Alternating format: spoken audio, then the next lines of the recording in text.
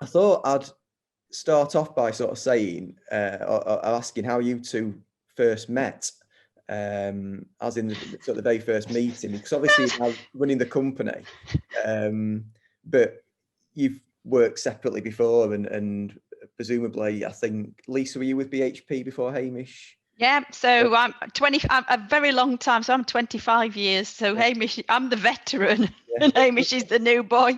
Can you kind of like remember the first meeting, obviously when Hamish came into the company, and did you sort of ever think that, however many years later it will be, that you'd be both sort of...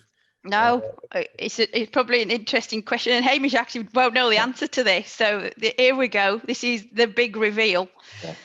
So obviously Hamish joined us, and he was the new boy, and he was the corporate finance new boy, and we actually didn't have a huge amount of interaction at partners meetings and initially.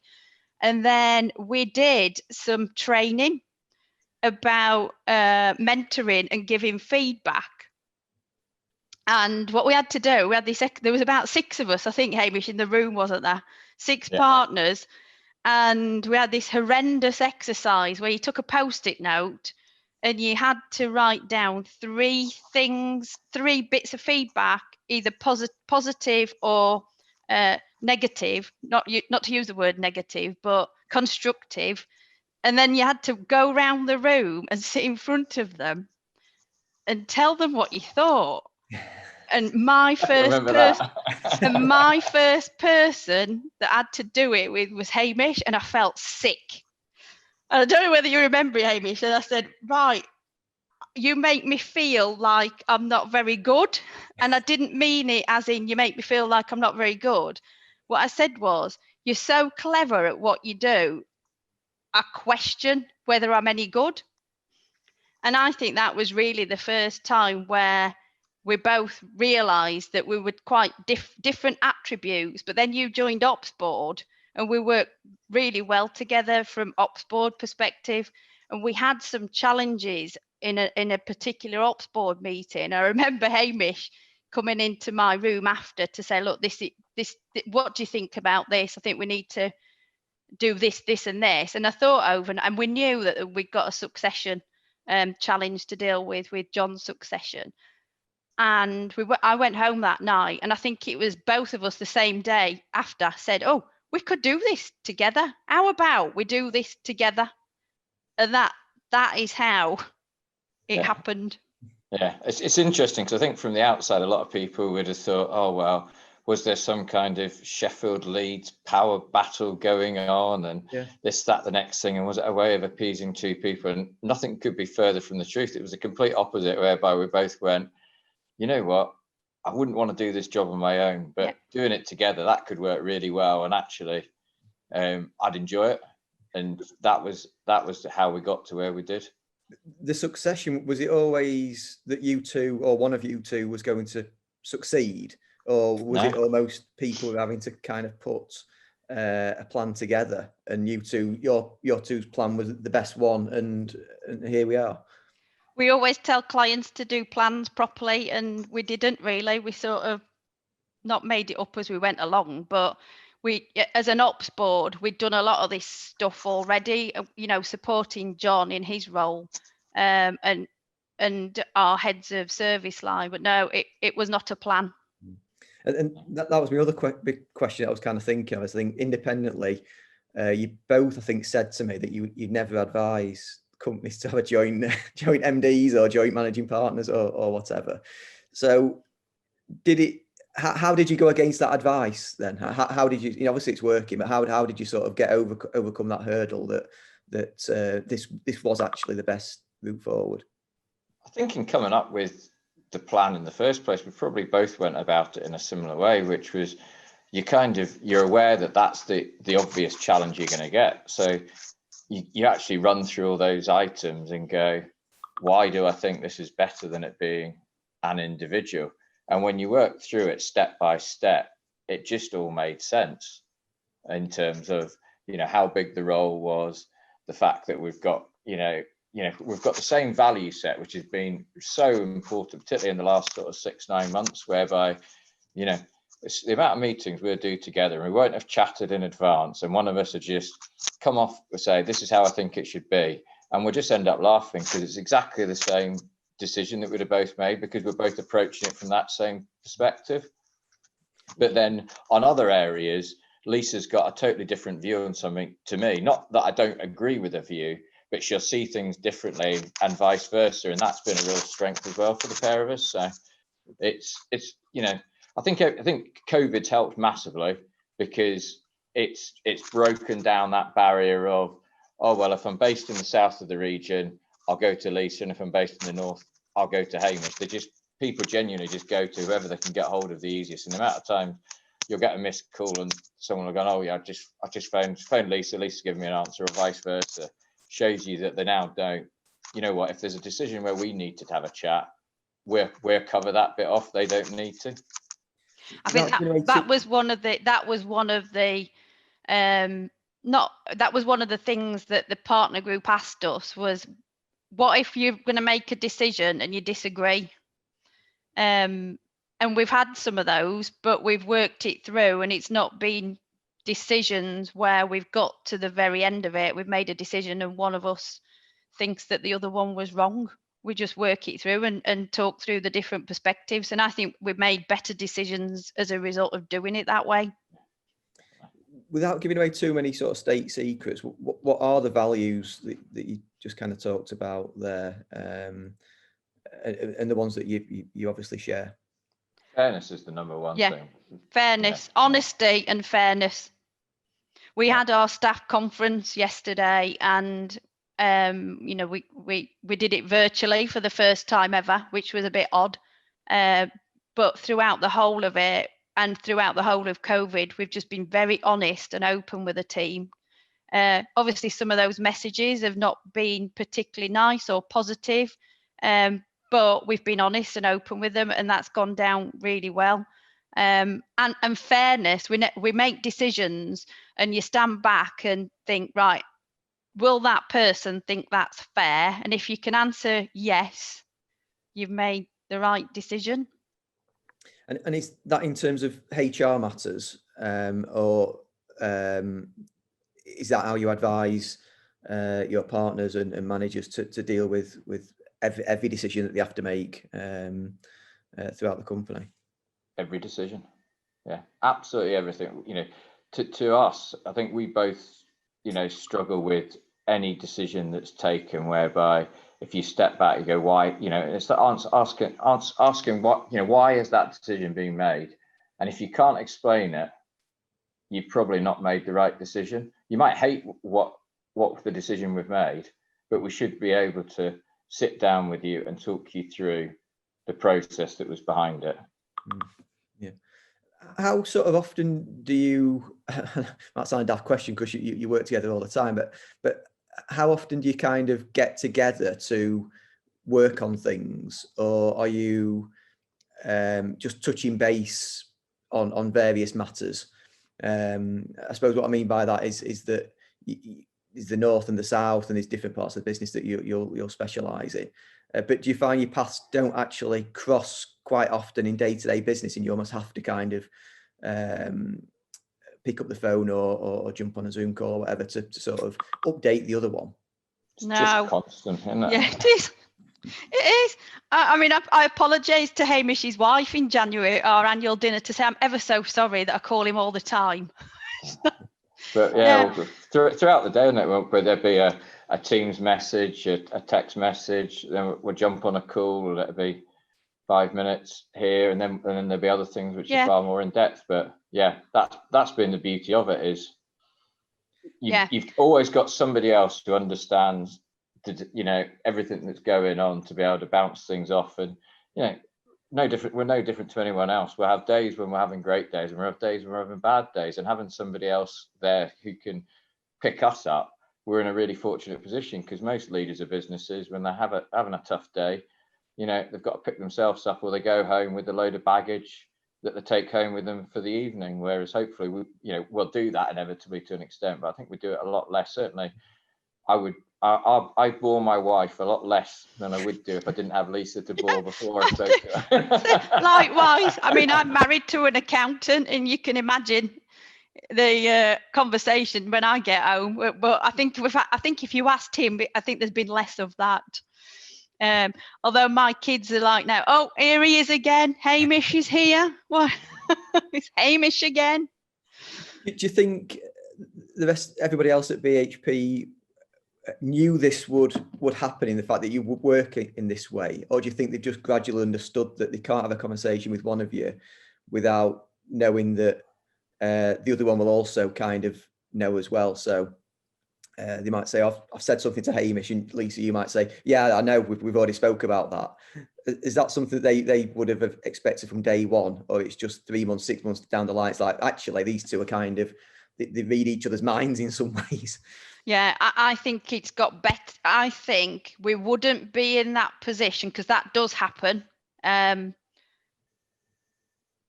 COVID hadn't happened. I think it's accelerated it. I think it would have taken far longer to get to that position.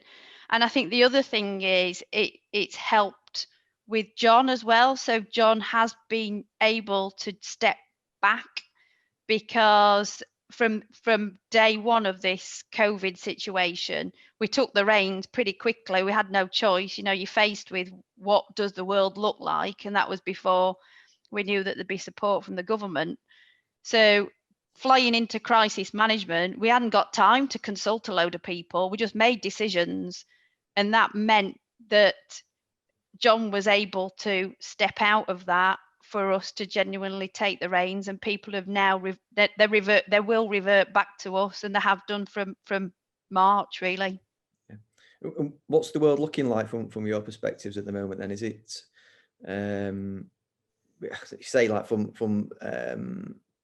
late February, early March, when the tidal wave was on the horizon, but we didn't really know what was going to happen, to today, when we still don't really know what's going to happen, let's be honest. But how does it kind of look from not just you as an organisation, but just looking out across the businesses that you work with as well? So two quite different questions. And if I look at us as an organisation, I think we'd say we're doing really well right now. Work levels are really strong. We're winning more clients than we've ever won before, and that's all really positive. We're well aware the economy is going to get a lot tougher, and that's inevitably going to take its toll on some of our clients, and going to give us challenges, I think, over the next 12 to 18 months. But the building blocks we've got in place, it's just a really, really exciting place to be right now. The amount of quality individuals we've got, right from trainee through to partner level, either the ones who are already here or the ones who have joined us in the last 18 months, all of whom are making an impact in their own way. That side of it, you sit there and go, wow, this is so exciting in terms of, what we can achieve and where we can go. But there's going to be a really tough 18 months for us. I'm sure is no different. Our fortunes to a large extent are driven by our clients, because, if they're struggling, they're going to be doing less with us. Some of them will undoubtedly fail. Looking at where the economy is going to go, and it's up to us to support them as best we can during that period. And you guys are right at the forefront of it, aren't you, in terms of the business, because everything that comes out for business support, you have to interpret and pass on. Do you think those building blocks are in place now? So any future support that will happen from the Chancellor and the government will be variations of the theme that have been set out already. So I can imagine some of the things, I'm sure you will have known about them in passing, furlough and stuff like that. But to most people in this country, it was a foreign word. Yeah, well, nobody knew what the word meant, did they? Yeah, I'm not sure they still do. Yeah. But do you think it will be a case where anything else that comes out will be a variation on themes that are already set up? Well, I can't predict what will come out, but we've already seen that, haven't we, with the job support scheme that's now put in place is a variation on very different variation, but on the furlough scheme. And I think one of the big challenges for us as a practice was the volume of furlough claims that were coming through the door. And despite what people think, those furlough claims, how it interacts with the payroll was actually quite complicated. So we've spent quite a bit of time getting those processes up to speed so that any iteration on it actually means that it's a lot easier to do. But it's just being able to react pretty quickly when anything's announced to turn it into plain English. I think one of the bits of feedback that we've had from our client base and you know, the outside world is that our materials were really good for just understanding practically what you could do, and we will continue to do that as much as we can. I mean, that's one of our key things, is trying to talking in the client's language rather than tax or standards. Yeah, I had a conversation the other day with a client that you guys know well about how to present certain reports and try to avoid COVID or avoid Brexit. And it's impossible, because you can pick any topic as far away from it as you want to, and will come back to one of those two things will have an effect on it. Do you see that being almost the case for a long time hence? I think most of the conversations, it's kind of gone away. I think, almost if you look back to what happened in mid-August, there was the one thing that accidentally I think probably happened was when the government came out and said this isn't getting improved till spring next year at the earliest, was and we've got a history of doing this as an island nation, is everybody went, well, this is just where we're at, we've just got to crack on with it. I mean, if pre-COVID you'd said we'd be whatever we are 10 weeks from crashing out of the EU, everything would be as calm as it was, no one would have believed you. Everyone would have said, you know what, it would be absolute chaos out there. But everybody knows that they've had so much thrown at them. Everybody is quite resilient, and yes, it's hard work, but people are just getting on with it. And we're seeing that with whether it's people doing corporate finance deals, whether it's people investing in machinery. Yeah, they're preserving cash, but they know that standing still isn't an option, and trying to be the business they were back in January isn't the option, and therefore they're carrying on. And I think that will be the case. And therefore, I don't think they're bad words. I just think you can't afford to get caught up in only looking at those. And certainly one of the things we did at very early days was Lisa and I started keeping a list of everything that we thought we were doing really, really well as a firm during COVID, because we said, right, we've got to capture all this great stuff and make sure that it becomes the new norm when we come out the other side. And we've had a series of sort of 60-day plans where things have happened. We've gone, right, let's find somebody who's willing to run with this, and now let's implement it and properly change the business. And we see that in an awful lot of the clients we're dealing with as well, who are doing exactly the same. What kind of things are they? There's quite a few things that we've taken the approach of, is there anything that would, if we changed it or did something differently, that would have a big impact on the business. So it's things like the biggest impact, interestingly, and I thought we were behind the curve on this, but actually talking to our competitors, we weren't, is electronic signing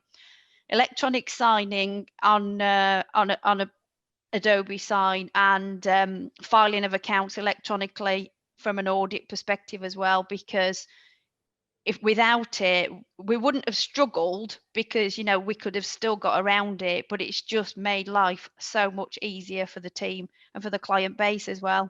We've been able to get things signed at quite short notice, because we accept at the minute some things are harder to do, but it's just transformed what we can do.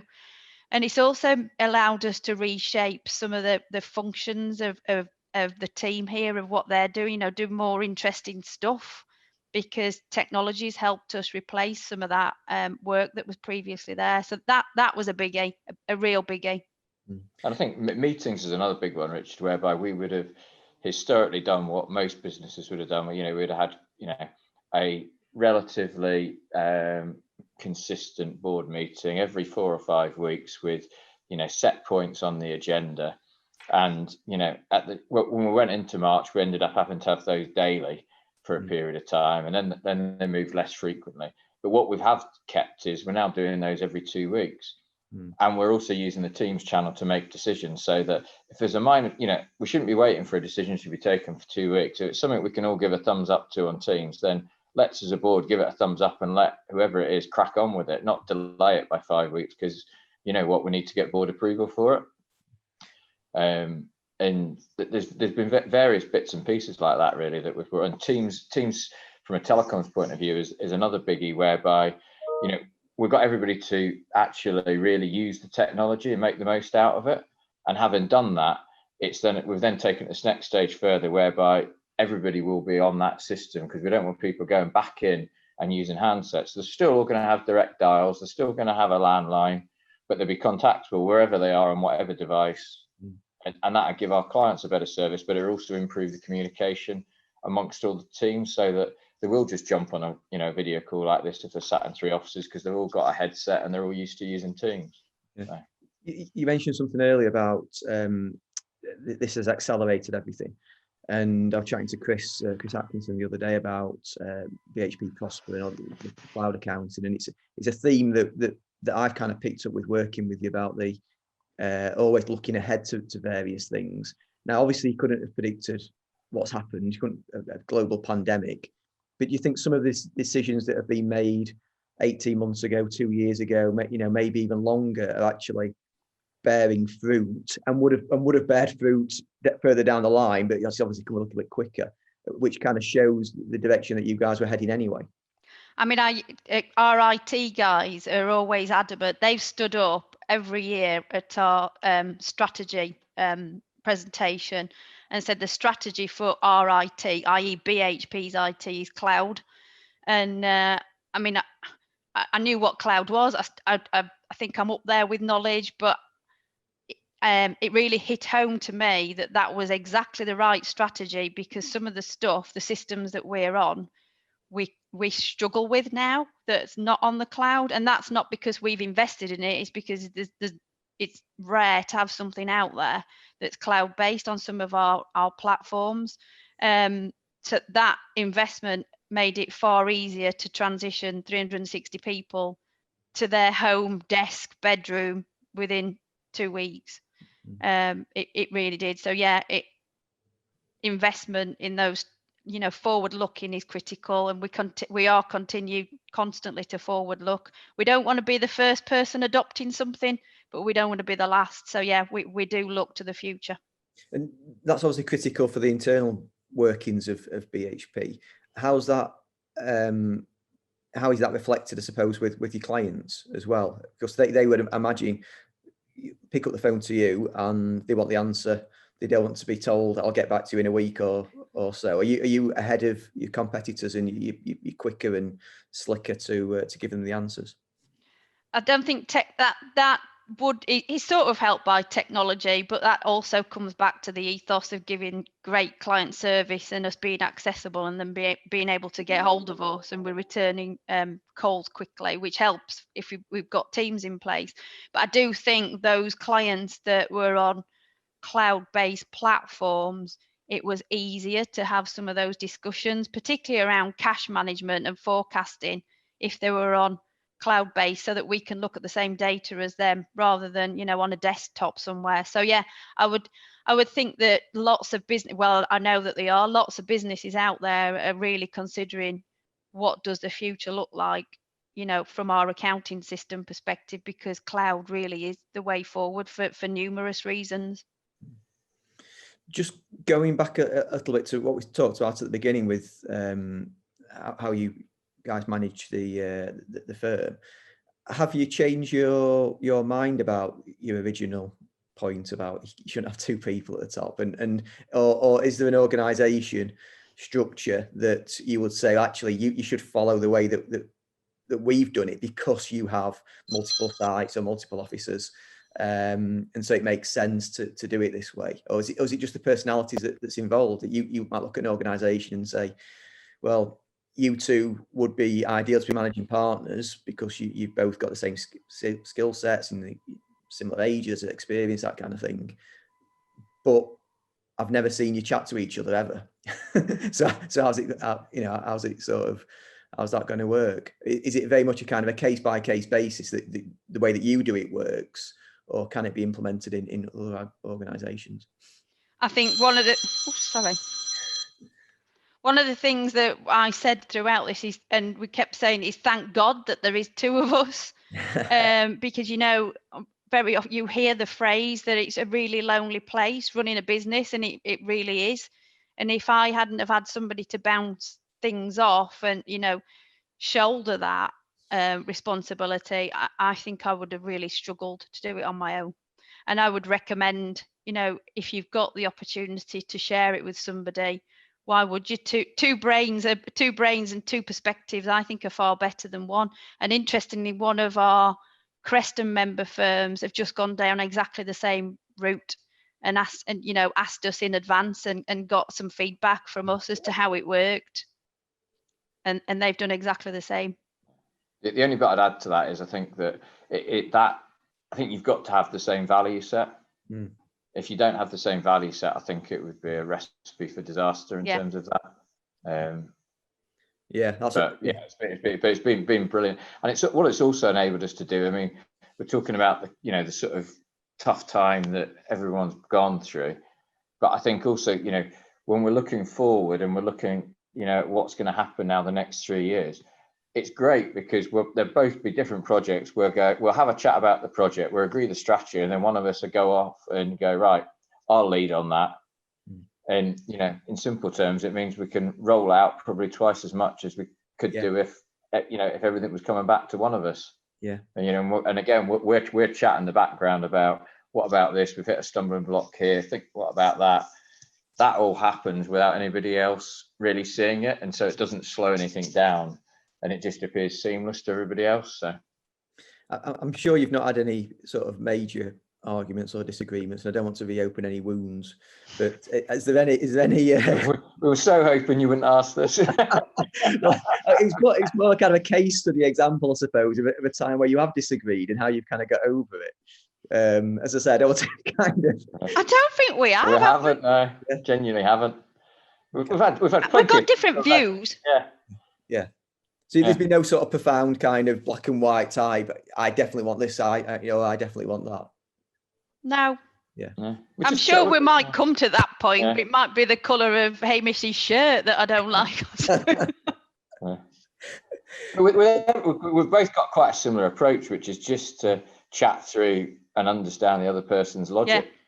Yeah. And, you know, and neither of us are stuck in our views on something. So when you chat it through, you know, you generally, the answer is quite obvious usually. And do you see your hires and people you bring in, or people that leave the firm as well on the other side, very much reflecting you two as people? So it's almost, yes, you do need a mix of personalities and things like that. But do you find that the company is shaping itself in the image of either one of you, really, because you both got the same values?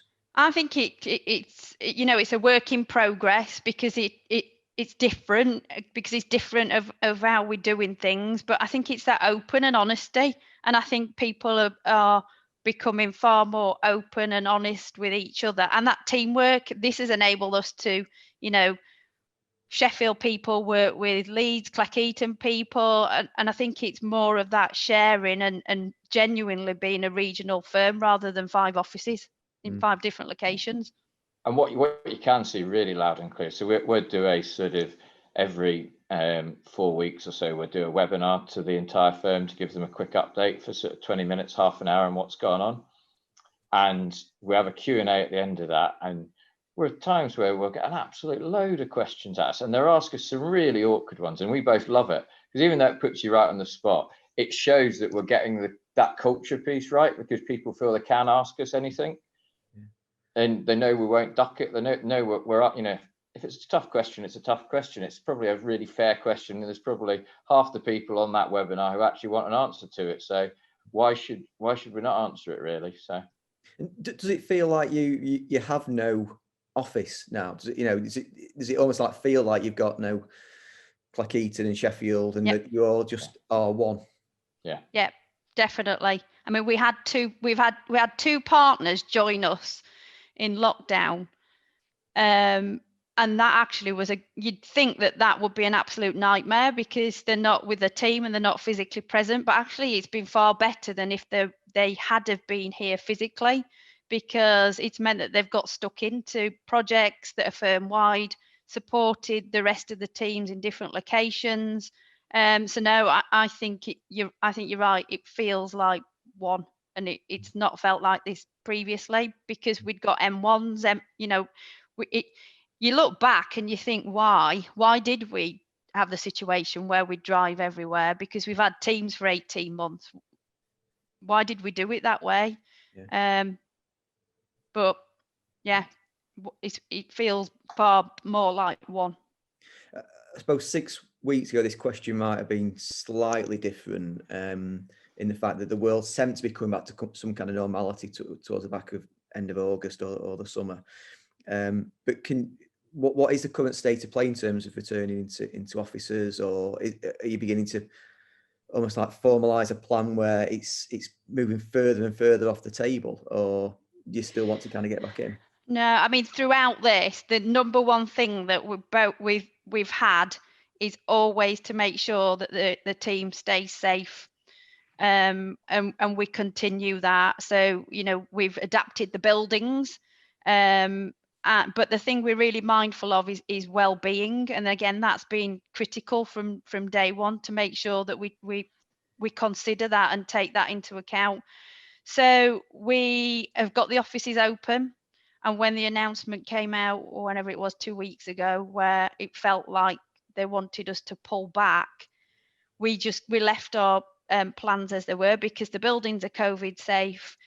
The need to be in is still there, particularly around trainees, giving the trainees support, members of the team that live on their own, terrible Wi-Fi at home. So we're still continuing down that route, but there is young families and young families. And we felt it was wrong for us to say to people, we're going to decide whether or not you need to come in. And it was very clear. There was a question in the House of Commons about that exact point, and the answer back was very clear, which is if somebody needs to be in for their personal reasons because of their state of mind or where they live, then that they should go into the building. And so for us, that was great because it actually gave us, if you like, that legal authority that what we morally were thinking we should be doing was actually right. Yeah. I mean, this is about you guys. Obviously, we're very similar. There's only myself and Ali that have got families, so it's important that people see each other and able to, in a safe environment anyway, to socialise in effect. Yeah, it's very important.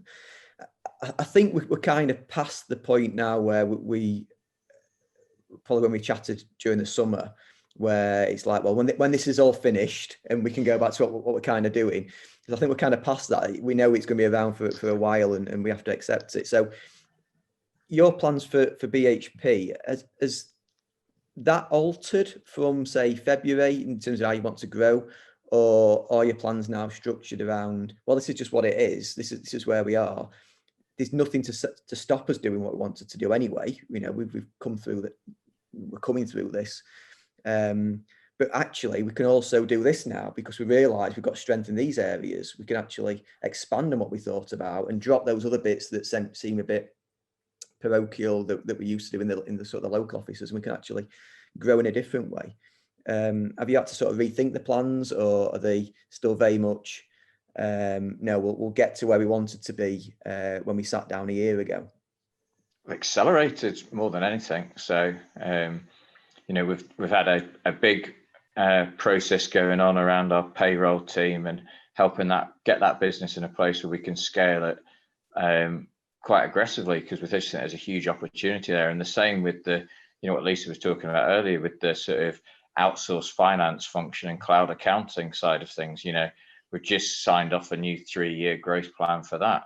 And that growth plan is probably double what it would have been 6 months ago, at least. I was just going to say, are they areas that you would have grown anyway, or are they areas that you're just growing faster because of the opportunities? I think there are areas would have grown anyway, but I think we both sat back and said, right, right at the start of this, we said, well, you've got two choices. You can cling on and sort of, have a plan for survival, or you plan because you've got a great business and you might have a hard time, but you're going to come out of it even stronger. And that was the decision we both reached really quickly. And since then, everything we've done has been about that. And it's not being reckless about the level of investment you make, but it's also, we need to be brave leaders. There need to be calculated decisions, but when others might be feeling less confident, it's up to us. That's the role of a leader, isn't it? Is to give others that confidence. I think it's different way of growing it. Definitely different. You've got to change differently how you do your business development, but that you just try. You try different ways of doing it. So we've done that, and we're still continuing to win new work. So at the beginning, our concern was it's fine at the minute to win new work because we've got a pipeline.